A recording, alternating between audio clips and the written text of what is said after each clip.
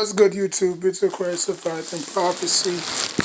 And, I'm going to make this video as blank as possible. Okay? I am a Knicks fan. Okay?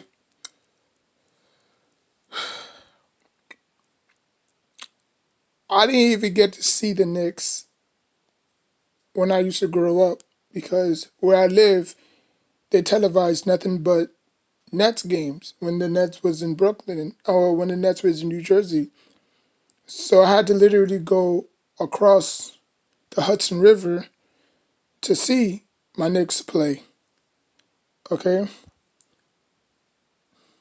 Now, obviously, when the Nets came here, I was like, okay, so this is more of a wake up call to the Knicks, you know?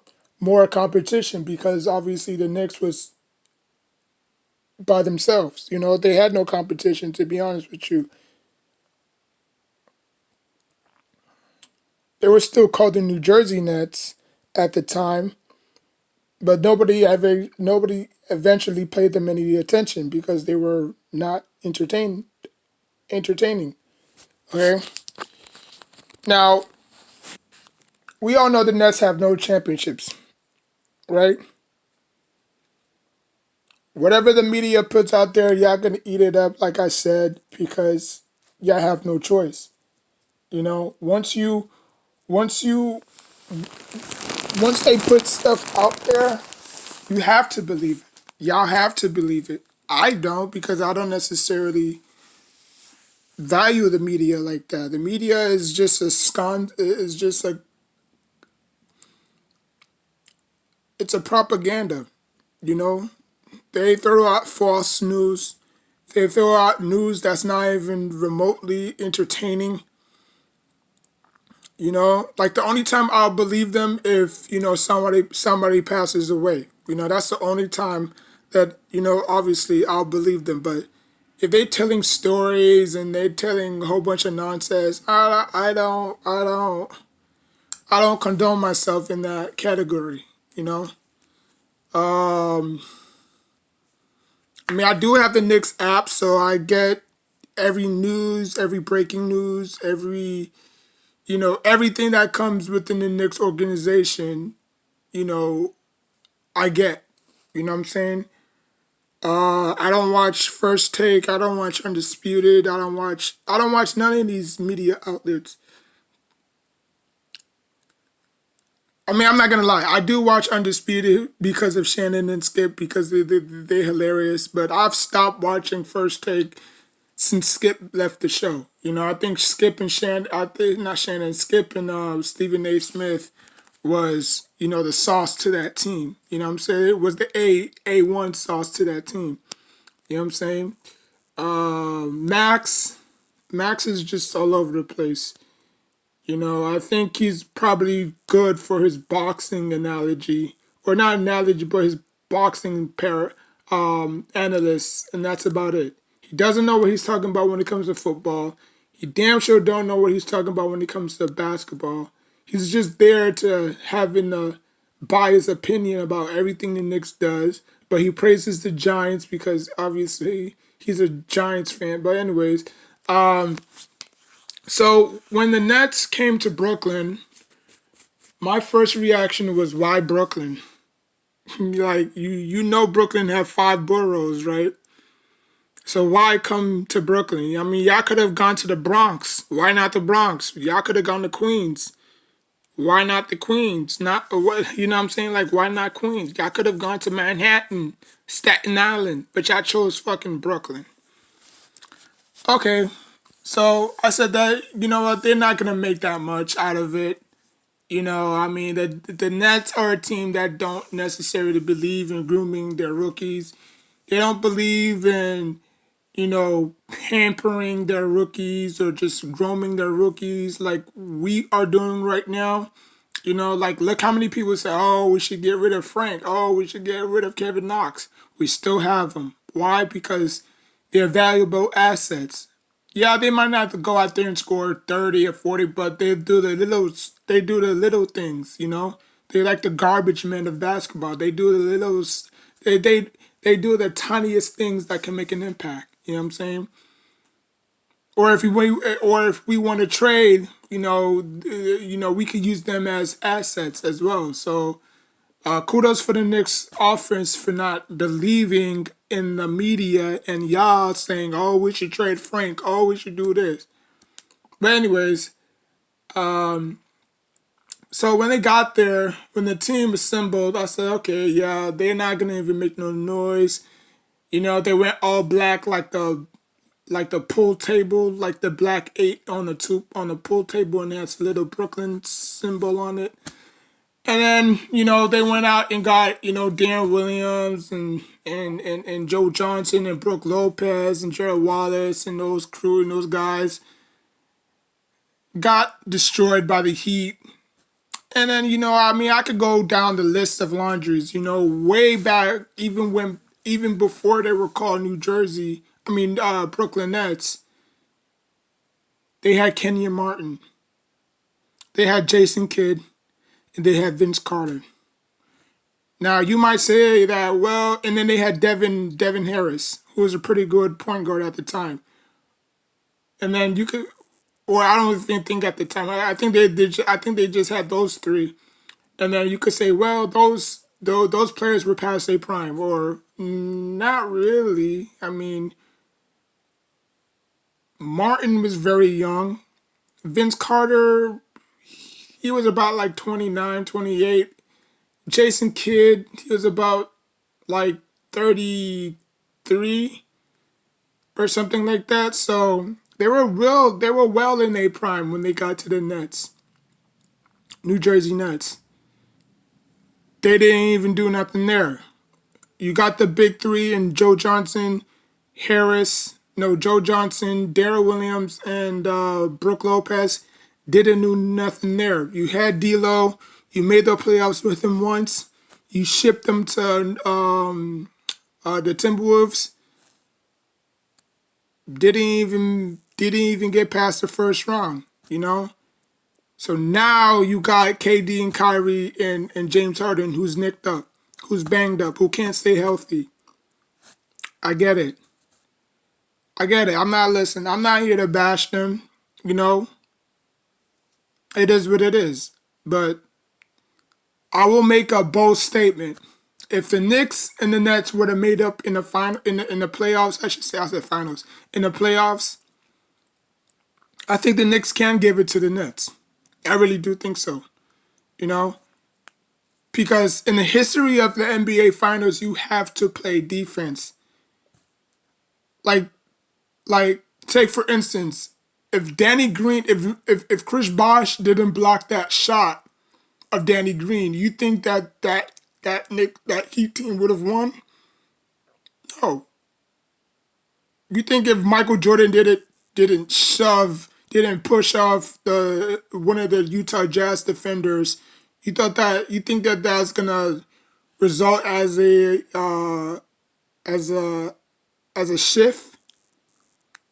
No. You think if Ty Lue didn't get crossed over by Allen Iverson, you think that would have made the headlines? No. You think that if the Lakers didn't three-peat and the Lakers wind up winning or the Sixers wind up beating the Lakers, David versus Goliath, you think that would have made the headlines?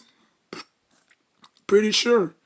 You think that the Patriots didn't beat, or if you think that if LeBron James didn't get swept by the Spurs the first time, you think that would have dented his legacy? So there's a lot of ifs, But the narrative is that they're trying to push the Nets. Like you can see it throughout the whole social media, every platform, whether you watch First Take, Undisputed, any platform that you watch, they're going to continue to push the narrative. Now, the narrative may not always be true because I didn't expect the Mavericks to beat the Heat. Nobody expected the Mavericks to beat the Heat. Nobody expected the 1999 Knicks to beat the number one seed, the Heat, which obviously the Heat did sweep them in the series. But guess what?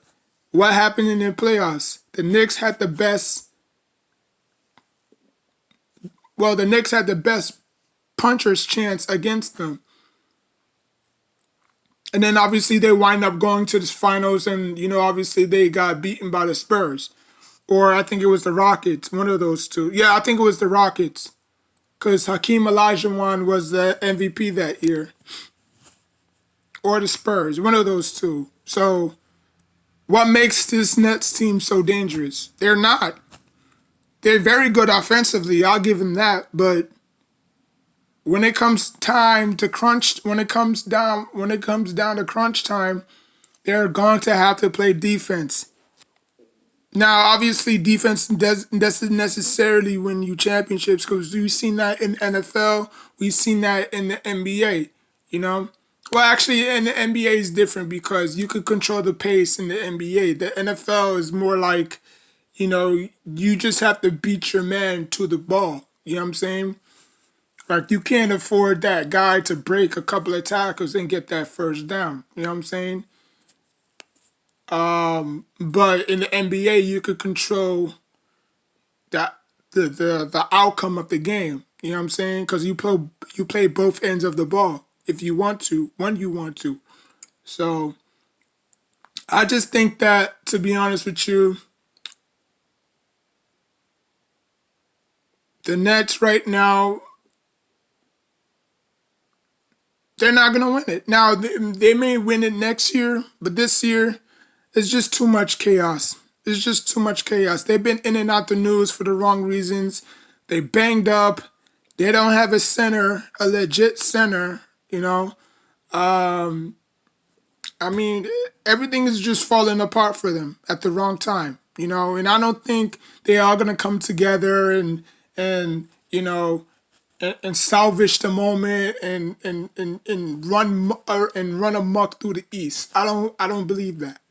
You know, because they didn't even play all too well. They didn't even play together. To be honest with you, 7 games, like really, like y'all banking on 7 games, like they haven't won anything. They were the Eagles before the Eagles was the Eagles. Like if you look at the Eagles, y'all been clowning the Eagles for 40 years for not winning a championship. Y'all been clowning the Cleveland Cavaliers for not winning a championship in 40 years. Like there's teams that have been in a drought for the last 40 years.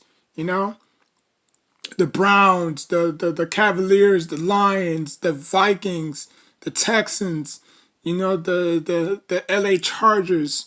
Like y'all don't bash those teams like y'all bash the Nets because the Nets haven't won anything. Now if the Nets would have won a couple of championships, one or two, okay. But they haven't won crap. And they continue to do the same thing. They do not believe in processing, which means that they don't believe in taking a rookie and grooming them. They traded one of their best defensive player, Allen, for James Harden. Like how's that? Like how does that make sense? Now, if they would have kept Allen, okay, they would have had a block. They would have had a shot blocker. They would have had a rim protector. They would have been pretty good. But they don't. Teams like the Knicks, the Sixers, the Bucks, they can go small. They could actually not small, but they can go big. Like you're not gonna tell me that DeAndre Jordan at his age is gonna go out there and be the DeAndre Jordan of old. He's not. Blake Griffin, no. Okay, they're not even great defenders. They damn selves. Blake isn't, but when he chooses to play defense, he's great. Well, not great, but he's okay. But Jordan, no. I mean, people just gotta look. Y'all so quickly to jump on these guys, bet on these guys nuts like they're gonna win. They're gonna win y'all a championship. KD and Kyrie and James Harden know exactly what they're doing. They did not come to Brooklyn to win y'all a championship. You know why they came to Brooklyn? They came to Brooklyn for a publicity stunt. That's all they did it. They did it for headlines and marketing. That's all they did it for. They didn't win. They didn't come here to win y'all championships. Yeah, like at least LeBron James when he went to Cleveland, he promised y'all he was gonna he was gonna win not one, not two, not three, not four. KD did nothing like that.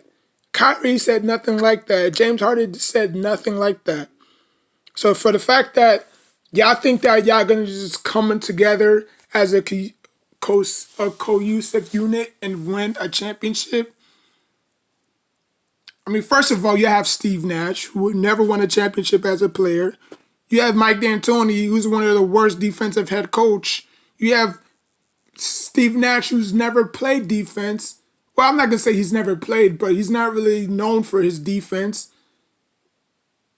So you got two ex, you got a former player, and you got a head coach who who's allergic to defense. You got James Harden and Kyrie who don't play defense. You got KD who can occasionally play defense when he wants to, but like I said, he's not gonna put all his energy on the defensive front.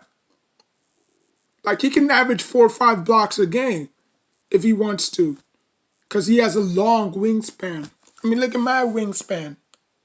Well, obviously his is much longer, but like he can average more blocks if he wants to, but he chooses not to because he put all his energy in the offense.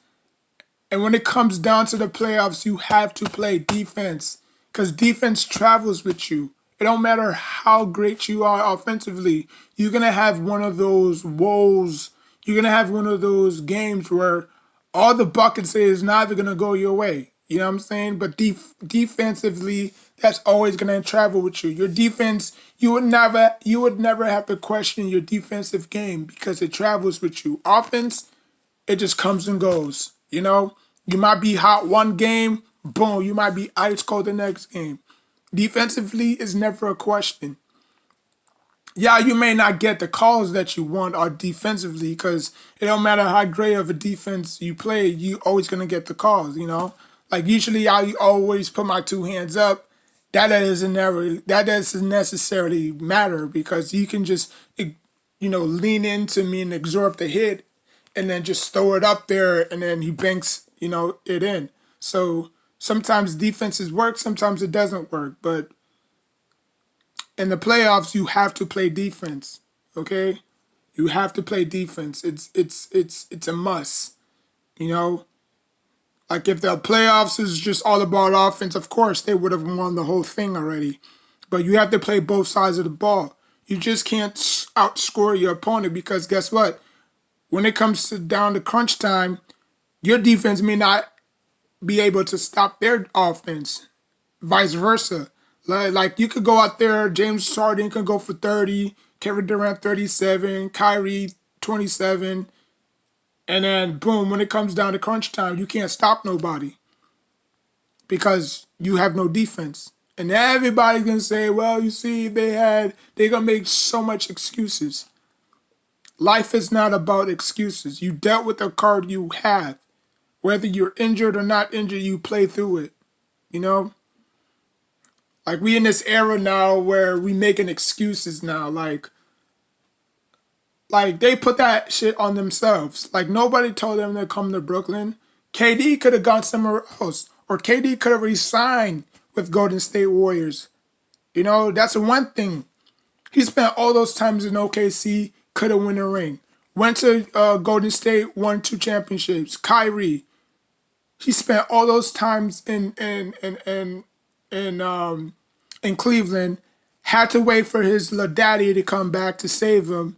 You know what I'm saying? Now that LeBron James came back, he started elevating his game. Where was that when he wasn't there? You know? James Harden, he was in OKC, but he was coming off the bench. He didn't want that. So he said that, you know what, I want to make a name for myself. I want to show people what I can do. City of Houston gave him the keys. You know what I'm saying? Like the city of Houston gave him the keys. They gave him the White, didn't work. They gave him Capella, didn't work. They gave him CP3, Westbrook, didn't work. Everywhere Chris Paul went, his team did better, not worse. Now you can make a vouch for Westbrook because obviously those two games, I mean, their games are totally different, you know. But I mean, like they all went through bad situations. They're not culture setters. They're trendsetters. You know what I'm saying? Like Kawhi. If you put Kawhi, I guarantee you, if you swap all of them three, I guarantee you, if you traded Kyrie, KD, and James for Kawhi Leonard, I'll bet you Kawhi would take that Brooklyn team to the finals and win it all. Just like how he did in Toronto. But I'm just saying, you know, and then the Lakers. I'm not gonna let you off the hook neither. The Lakers are not repeating. I'll tell you that right now. The Lakers are not repeating. They had their 15 minutes of fame in the bubble. Now, obviously, they want to repeat, and they're trying to do everything that is possible. But like I said, the Lakers can. I mean, unlike the Nets, the Lakers can play some level of defense, but they have bad players. They have players that you be scratching your head like, how the fuck he made the lead? You know what I'm saying? Like they playing with D1 players. You know what I'm saying? Like they're not playing. I mean, like I said, you know, LeBron James can do less with more. You know, we've seen that before. They like the '07 Cavaliers. He dragged him to the finals, even though he got swept. He still dragged him to the finals. So LeBron James have the ability to do more with less, you know, or less with more, you know. So, but they're not repeating. They're not repeating. I think it's the Clippers' year. I think I've been saying this for the past several months. It's the Clippers' year. You know, I think the Lakers made a huge mistake by not re-signing Rondo, and I think they could have got them both back at a minimum. But obviously, the Buss family are just idiotic sometimes. They don't know the business of the business.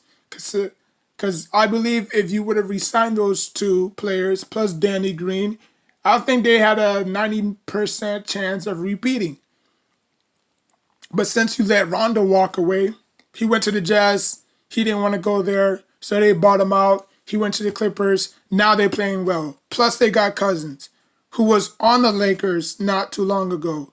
So now look at him. He's playing well. Tell you, Lakers are a toxic environment, man. I mean, y'all can say those 17 banners all y'all want to, but that's like saying, "Oh, I got 17 girlfriends. I got 17 girlfriends." But the Clippers, they only got one faithful girlfriend. You know what I'm saying? Like, which one would you rather have? Would you rather have 17 girlfriends, 17 different girlfriends, or would you rather have that one faithful girlfriend that stay by your side all the time and every day and every night?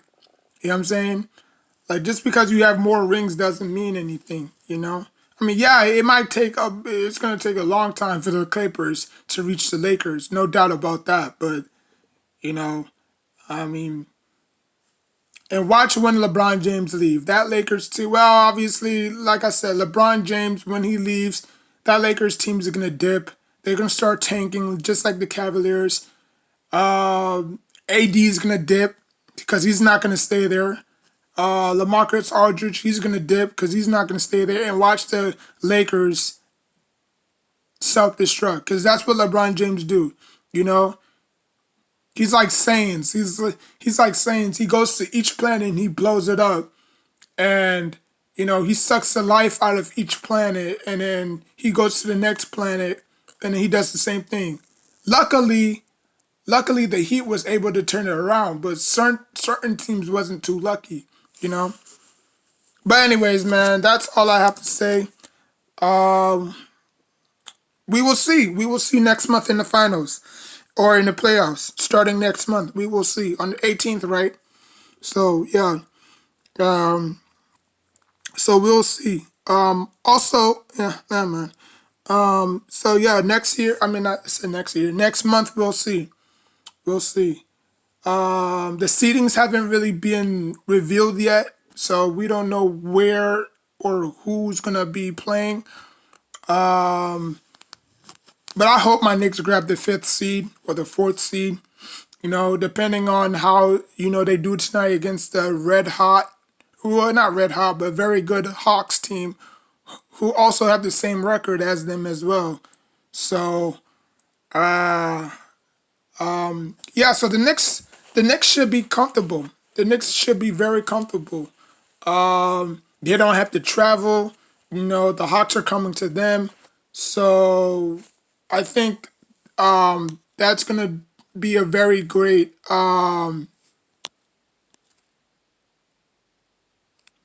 I think that's gonna make a very great momentum swing. Because usually when the teams play like 4 games home, they feel at home. They feel at a rhythm. They feel like a advantage. So hopefully we can win tonight, make it 8 straight. Because the last time we won 9 straight was in 2013 when we had Jason Kidd. You know what I'm saying? And Melo and Stoudemire and J.R. Smith and the whole crew. So hopefully history can repeat itself. But like I said, the Hawks are a very great team. Trae Young is nothing to overlook. Capella. I know Cam Reddish is not playing in this game. So, but yeah, Trae Young can still do damage. So, like, comment, subscribe. Until next time, take care of yourself and each other.